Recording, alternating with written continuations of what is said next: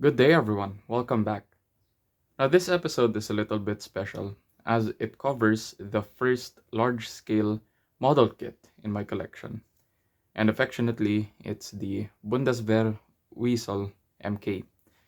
Now, before I get into the parts and the sprues, I just like to talk a little about the Wiesel. Now, the Wiesel Tanket, it's not really a tank, but rather a tanket, came about with the Cold War doctrine, which states that the plan was to deploy the airborne forces, or the Fallschirmjäger, of the German Bundeswehr at focal points of the fighting. Now, to provide the paratroopers, again, the Fallschirmjäger, with mobility, additional firepower, and also anti-armor capabilities, they were issued the Kraka, or the Kraftkarren, or power carriage in English. Now, this was like an ATV that also carried anti-tank missiles. However, it was highly open and did not really offer any protection whatsoever. So now the Bundeswehr began looking for a successor to the Kraka, and they wanted a vehicle that would offer protection against fragments and also small arms fire. Additionally, it was required that the vehicle could be transported by transport planes such as the C-130 Hercules or the C-160 Chancel. Furthermore, they requested that this new vehicle could be loaded onto a CH-53G. Now, going further into its requirements, it called for the capability of the vehicle to carry a 20mm autocannon, the HOT anti-tank missile system, and also a 120mm mortar. And again, these should be, or these carriers, or these tankets, should be or could be transported by CH-53Gs. Now, after some complications here and there during the testing, the project was subsequently cancelled, but later it was renewed. The demand became very apparent, and so around 1987, a contract was signed for the development of 210 Wiesel tow variants, which carries the anti-tank missiles, and 133 Wiesel MK. Now, for the Wiesel, it provides, or the hull provides, protection for the crew from the effects of light infantry weapons up to a caliber of 7.62mm, as well as from fragments from mortars or artillery. So that's pretty much it for the brief background of the Wiesel's development. And as we go along, we'd be taking a look at the other parts and some more tidbit along the way. And without further ado, let's get into this.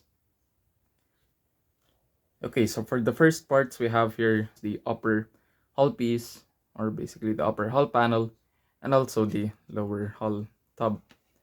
Now let's take a look at the upper hull panel first. Now, upon surface inspection, you can see that most of the details are finely molded as is. And around here, you can see the anti-slip coating. Now, this is so that the driver can get in and out without, of course, worrying about slipping, as this is mostly angled right here. Now here, this part right here, you can see this would be an access hatch for starting the tanket if the battery has gone out. So you can basically open this and plug in another vehicle, or let's say another battery pack here. Now for the next part, or for this area right here, you would find the power pack. So you have the engine, the transmission system, and also the cooling system. The little access hatch that you can see here is for changing engine and also transmission oil. And here on top, you have the inlet for cooling. Now this is mostly it for the upper hull panel. And I did note on another review that these stowage straps, as you can see here, were unfortunately molded in as is. So you could perhaps scrape that away and then do your own with tape or foil or what have you. Now as for the lower hull, you can see simple detailing right there. Also on this side, then also the bottom. Now for these sprues, you have here the track links. And as you can see, they are in multiple pieces, which renders it completely workable should you not get glue into the joints. Now, if I'm not mistaken, these are the model 622B double pin tracks, but if I am mistaken, please do correct me in the comments below. So anyway, as you can see right there, you have the track pads. Then you have here the bottom pieces, the links here, and also the guide horns right here. So for these ones, we have here most of the parts for the running gear. You have the idler wheels right here, these big ones. You have the road wheels, and then also the drive sprockets.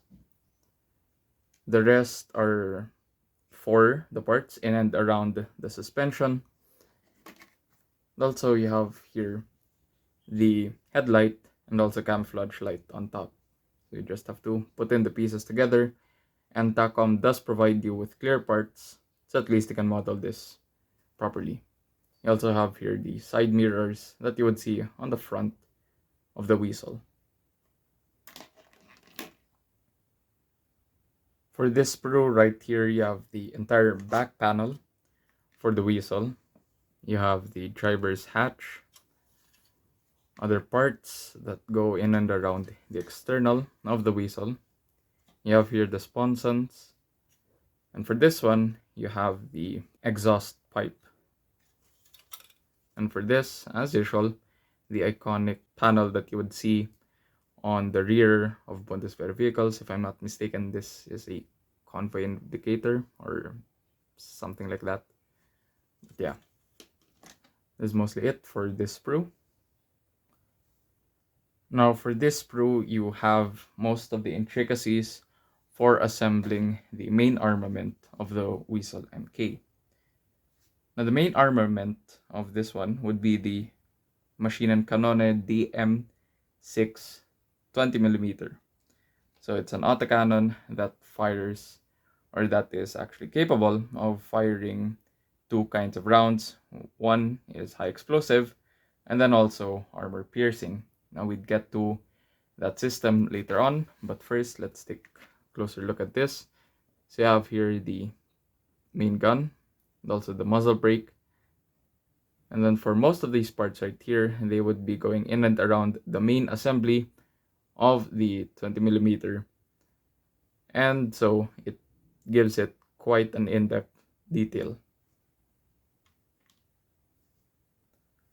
Now here's the main parts for the turret of the Wiesel. You have the turret base.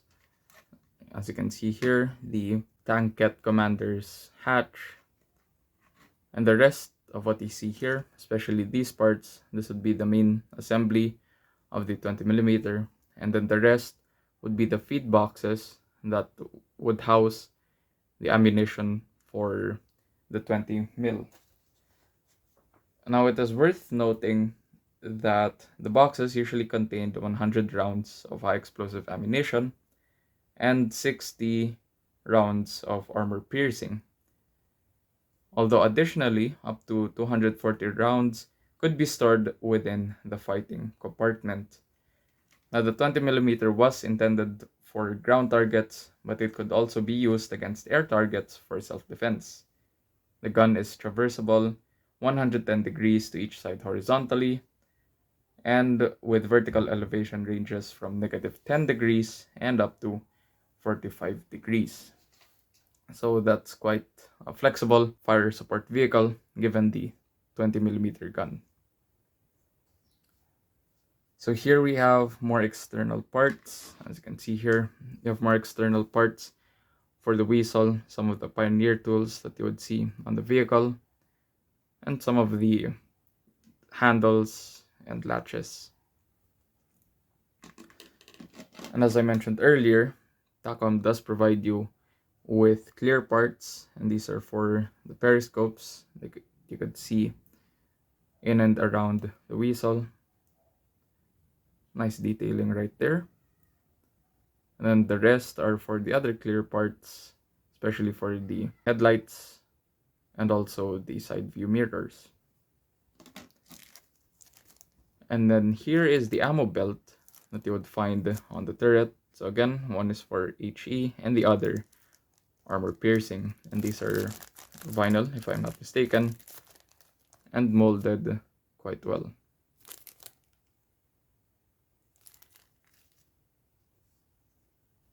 And lastly, we have these smaller, or at least thinner parts. You have here the PE fret, nicely crafted right there. And on closer inspection, most of it would just be around the sponsons, or especially for these, the exhaust covers. And they are, as you can see, still protected with a film. And then next you have here the steel pins or steel shafts. Now these would be used for the elevation of the gun. You have here the decal sheet with multiple markings, and Takom does provide you a nice visualization of the specific units these are representing. Then we go to the instruction manual. As you can see, it's a booklet type with a short description and background of the Wiesel, the sprue breakdown,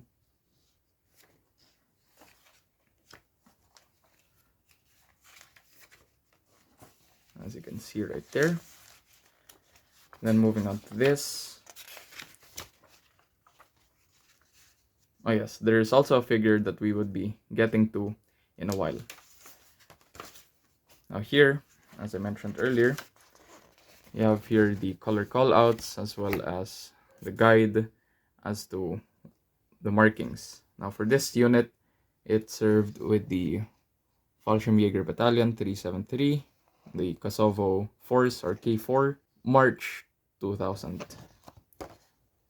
And then likewise this, it's Implementation Force in Bosnia 1996 with the Jaeger Battalion 292.